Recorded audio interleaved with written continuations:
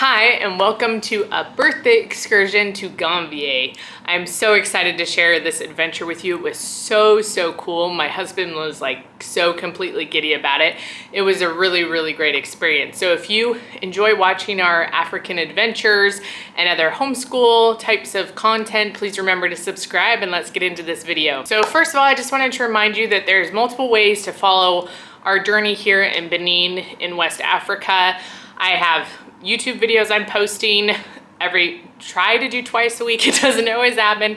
Upload speed here is very slow, so it does take a while to upload videos and all that kind of stuff. So we try to do a couple, but it doesn't always work out that way. There's also my Instagram if you want more like in the moment type stuff as it's happening. I usually post stuff on stories almost every day, not always, but almost. And then once a week, I'll post a whole bunch of pictures with like a normal post of what we did that week. And then also I have a blog that I had mentioned, I think before we left. I put something else about it on the community page recently. And so I put stuff over there that you can that you can read. I guess if you just want to stare at it, you can. That you can go through and read. And just this last week, we started having my oldest 4 kids blog, and it's very short. They're not writing a whole lot, and some of it's not even about Africa. It's supposed to be in theory, but I wanted them to be able to document some of their experiences and their thoughts without creating blogs for everyone. So my husband's like, why don't you just do kind of like a guest post once a week?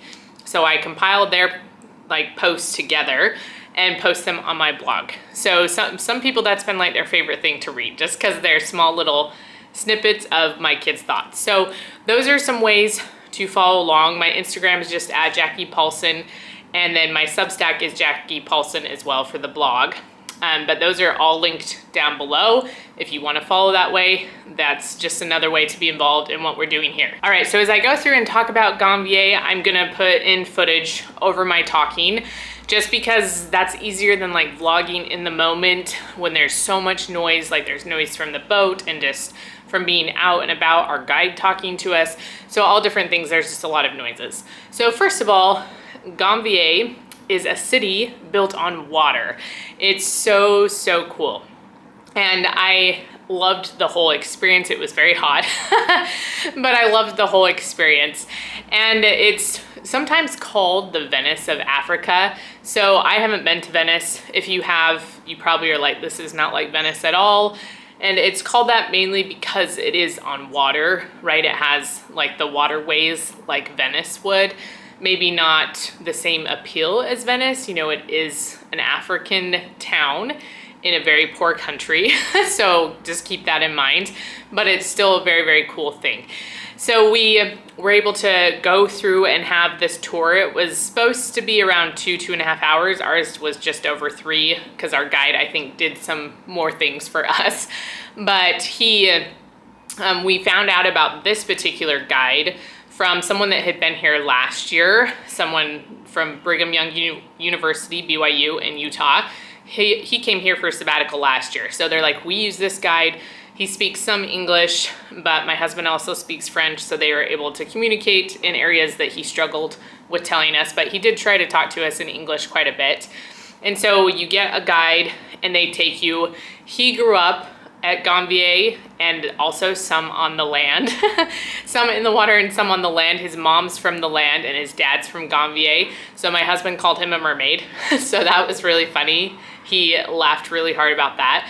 But we have this guide that is taking us on this tour. So Benin itself, the country we're in, was a key part in the transatlantic slave trade a long time ago. So Ganvie, the beginning of it was around the 17th century. And so there was different tribes in this area that would go to other tribes and try to sell those people to the slave traders and things like that. So in order to escape this, one particular tribe or group of people went to this water, this area in Ganvie, and they crossed to an island because the slave traders were afraid of water. And so they went to this teeny little island on the lake in this area. It's quite a large lake actually, and it's called, I wrote it down phonetically because I didn't want I'll still mess it up, but it's Nikowe, I think. It's, you know, more of a tribal name, not a French name. And so they crossed in this lake to this island. And the like legends go that the kids flew on eagles across and the families went on crocodiles. And so that's just like a fun thing that when they teach the stories, that's how they got across. The kids were lighter, so they went on the eagles. And so they went to this island, and since the slave traders were afraid of water and to cross it, they left them alone and they were safe. So they started building a community and eventually started expanding. So the island's fairly small, expanding into the water, and started building houses on the water, and then blossomed this city of Ganvie. So in the early 90s, it was about 12,000 people, and now it's 40,000. So it's grown a ton, and it was just amazing and so very cool. So we get on this tour boat, and it's a motor boat. It has, you know, the engine. They have those big long sticks just in case they need to use it. A lot of the other boats use those big long sticks or paddles. They don't all have motors in the city itself. And so you come to the dock. It's about 30 minutes from where we live here, north. And so you go to that dock, and then you get on a boat with a guide, and they take you across the lake to Ganvie. And like I don't know if that's the only way you can reach it, but that's the best way probably. Otherwise you have to go up and around, and I don't even know if you can go, I think it's like jungly and stuff. So I don't even know if you can go any other way. But you get on this boat, and luckily the boat had a cover. I didn't know it was going to. I thought it was just gonna be open and we were gonna just be exposed to the sun. It was still very warm. It's very warm and humid here all the time because we're right on the equator, but at least we had some shade. So I was very grateful for that. And so we get in this boat and start going, and it takes a little bit of time to get to where you start seeing the city. And so the guide's just talking to us. You see people coming in and out because they go in to trade and do different things. So the water itself is not very deep. It's not even 5 feet. Mostly it's just under in most areas, and it's used for fishing. Like there's nothing bigger than fish. You know, they have like crabs and shrimp and stuff a little bit smaller, but fish is the biggest thing. And one of the things he told us on our way out to Ganvie is that the men will fish, and they'll bring the fish home or wherever to their wives, right? And say, here's the fish I got for today. They sell the fish to their wives, and then the wives take it to the market and sell it there. I thought that was hilarious. Like, we're not just gonna give you the fish from a husband to wife. You have to buy the fish and then go to the market and sell it. And so that was just a funny, like, little cultural thing that was going on that just was so hilarious to me. So something else we noticed as we started going into the city itself is that the water was covered in lilies. There were everywhere. So many. And we learned something cool is that they're not always there. It's not a year-round thing. So I guess during rainy season, we just kind of came out of rainy season, and then we're going into dry season for several months.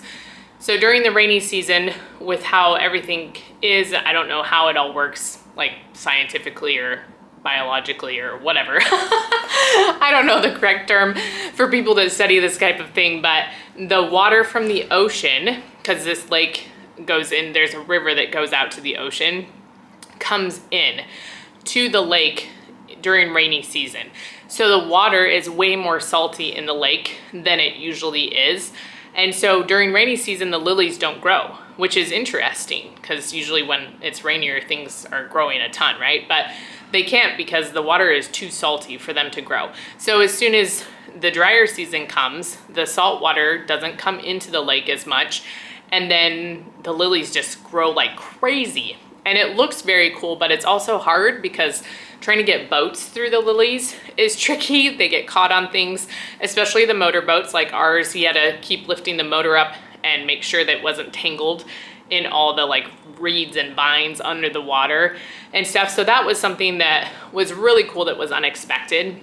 And then something else that was fun is that they have some schoolboys that come and welcome like the tourists, those that are on guides, with guides into the city. So they come out on their own little boat, they're wearing the same color of shirts, they're playing drums and music, and then one of them got on our boat and like was dancing. And you know, they do this to welcome you. They're also, you pay them for their like little show and stuff as a way to like support them and their families. And it was just a really cool thing, and my husband videoed all of it, so I'm gonna show you now some pieces of that because it was a cool like cultural thing.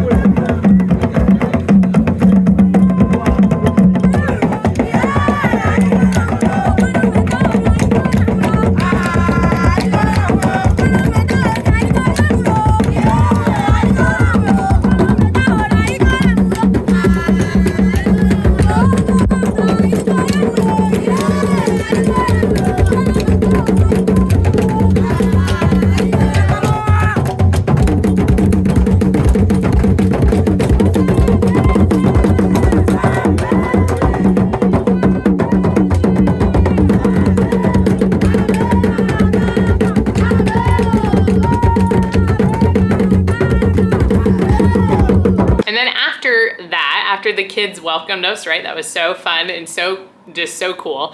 We finally got more into the city, and basically the first thing we did was stop at a house. I don't know if all the tours get to do this. Our guide seemed to have a relationship with the lady that owns this home, and she let us stop by and have a tour. She has turned part of her home into a gift shop. I was like, what's the word? And so maybe more people do stop by, and she's making it into sort of an Airbnb, a very like rural, not what you would normally think of as Airbnb, but that's what she's created. She had like 2 rooms. I don't think people are living there yet, like booking to come stay there, but she had 2 rooms that she was getting ready. They have, basically when you go to the bathroom there, they've created sort of a closet. They cover it, so there's privacy, and then you go to the bathroom into the lake. And that's just how it goes. And there was a couple little boys as we went by in our boat that were like waving at us and peeking out, and our guide was laughing so hard. He's like, they're in the bathroom. So anyway, you could tell because it was like usually tarped and covered more than like the houses for privacy, right? So for them to go to the bathroom. But this particular woman did have like a Western toilet in her house, I think mostly for guests or whatever, but again, it goes into the lake.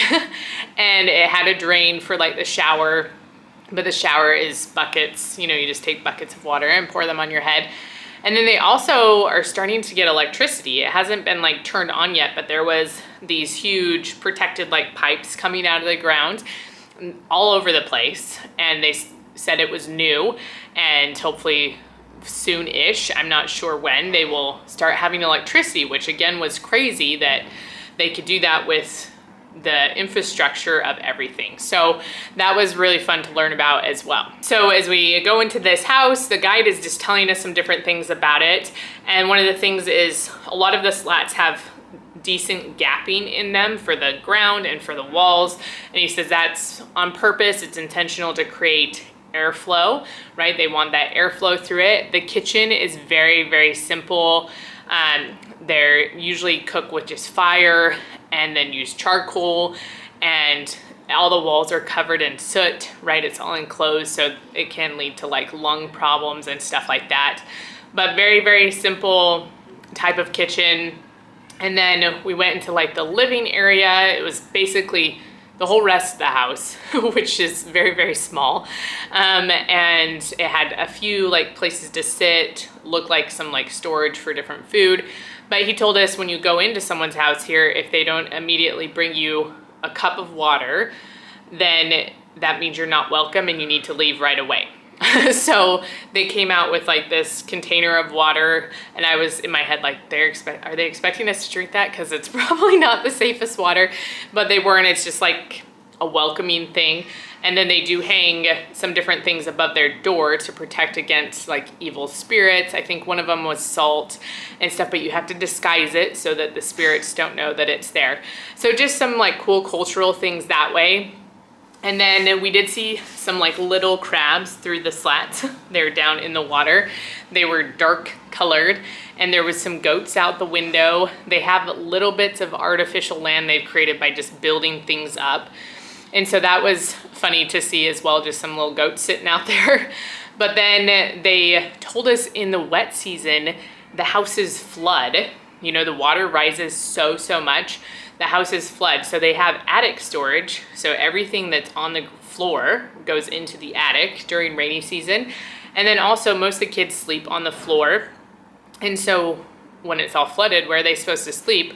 So there's slats or like boards they've put basically on the wall, and then they can lift the floorboards, or I don't know if it's the floorboards or different boards, and put them on top of that ledge so that it basically raises the floor when it's flooded and they can sleep in a dry spot. And so that was crazy to learn about too. I'm just like, I just can't even imagine. That's so crazy and cool at the same time. And so that was kind of that experience of learning about their houses and a little bit how they live. And then above her like gift shop area, which is much bigger than her house, she has created they call it a bar area. It looks kind of just like a picnic area almost at the top level of the house. So the second like story. And so we went up there and made bracelets right here. And so they're just made with the reeds from the lake. So they dry them out. And then the guide had a whole bunch of them. He cut off pieces for us. And then you push out the air. And then you put it under your toe and like twist it. And he kept telling everyone else to redo it. They needed to twist it tighter. And mine was too tight. They're like, Mom's gonna be perfect at this. And mine was better than everyone else's, but it was too tight. Like he couldn't get it tied. He had to try to loosen it a little bit. So mine is coming undone a little bit because it wasn't quite long enough to tie a really good knot. So that was funny. I crochet things tightly, like everything is, I'm like almost overly perfectionist about it. So then, so then it's too much. So that was super fun experience to be able to do that and to make the bracelets. And then after that, we got back on the boat. So then we continued like touring the rest of the city on this boat and seeing lots of really cool things. They have churches out there. They have a school for elementary kids. I don't know if they have something for older kids. And then they're building a hospital, which was really cool. They've created some like artificial land by bringing in dirt or sand and things like that. So then they build these buildings. So a lot of the houses are made from wood, and the like stilts they stand on are wood. There is a few that are cement, but not as many, right? It's heavier, it's harder to get out there, and probably more expensive than just being able to use like their wood. They don't like clean the bark off or anything. It's just basically logs. And my husband mentioned after we had gotten home that the bottoms of the wood start to rot. So then they have to put new ones up. So probably just next to the ones that are rotting. And so when those ones rot away, there's a new support for the house, and they have to do that fairly frequently, right, as the lake rots them away, because that's just what happens with wood and water. But then where they're building the hospital, they had a huge construction, like, I don't know if it was a backhoe. I'm not good with construction vehicle names. But my kids were like, how did they even get that out here? And I was thinking the same thing. So they have like big metal boats that can carry the weight of something that large. And so it's out there like as a backhoe or whatever, trying to help dig and get stuff ready for the hospital. And so I don't know how long that's gonna take. It seems like it just takes forever to build stuff out there. Like it has to. So they were in the process of doing that, but just so many cool things. I'm like, wow. And all the kids know how to swim. They, you know, it's just the nature, I guess, of basically living on water. And then they fish. We saw maybe a 10-year-old that he had his little bucket that was floating by him, and he was swimming and diving down, grabbing fish, come up and put them in his bucket and go down again and do it over and over again.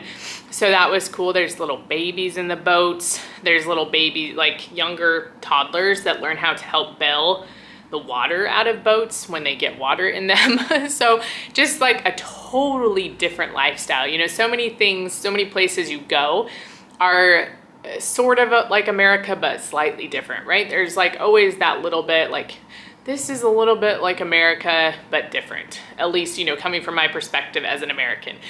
But this was just so different, so foreign, so different, a completely different lifestyle. It was just crazy to see it all. Something else that was really cool as we were starting to come back a little bit, we were still in the town, our guide, I think, hadn't had breakfast or needed lunch or whatever, I don't know. He was just getting coffee. He's like, I'm gonna get some coffee. And so I don't drink coffee, but you go to like Dunkin', if you live in New England, I'm like Starbucks. I'm like, I can't think of coffee places you can get it, right? This one, like a lady in a boat came to our boat, which was much bigger than her little boat. And she made him a coffee. So she starts, like they like to use sweetened condensed milk. And so she had a can that was already open. Like it was a really big can of sweetened condensed milk. I'm not used to seeing them that big. And she like pried the lid back open and just was giving him the can because I think it was basically gone. She takes the like coffee granules or whatever she had, and then hot water. I could see it steaming. I'm like, where'd she get hot water from? And she just had a big like saucepan in her boat that had charcoals underneath of it, keeping it really hot. And she just like filled it up with hot water and then gave him the coffee. And I was like, it was so crazy to watch. I think watching how people make food in different places is cool. It also can be a little gross and weird, but I think that it just is amazing to see what people do and how they adapt and how they interpret stuff. So it was fun to watch her do that. All my kids were just like, what is happening watching her? And then she cut a big loaf of bread in half because he wanted some bread, and he dipped it, I think, in his coffee, and she gave it to him. So that was a cool like cultural experience to watch as well as we are going through all of this. And a few last like cool things that I just wanted to mention is that they have floating markets. So they have created like these huge boweries basically that you can just float in on your little canoe, and everyone sells different things. Some people have tons of pineapples. There might be someone that's selling vegetables, right? Or drinks or something like that. And they just come float under to provide shade and stuff and sell stuff at this market, like a farmer's market, but on water. And so it's just really, it was really cool to see how that was all working. And then for water, for like fresh water for them. So when we were in the house that the lady let us come in, they have like big barrels that they fill with water. And so he showed us the pump. As we were going down, there's just boats lined up with those big barrels in them, waiting for their turn at the water pump. They've pumped into a well that's under the lake, I guess. So I don't know how clean it actually is. I have no idea, but that's the water that they use is coming from an underground well. And so that was cool to see. And they're all just waiting their turn, right? I don't know how often they have to go. Sorry for the screaming children. My husband's out there, so they're being supervised, but they like to scream. So yeah, I don't know how often they have to go and fill up with water, but that was cool. And then something else, I don't have videos of this, but I have a few pictures, so I can insert them over this and you can see if you didn't see on Instagram. But we went down an area that was called Lover's Lane. And so our guide was like, okay, you two get up there. And he's like, kiss and stuff.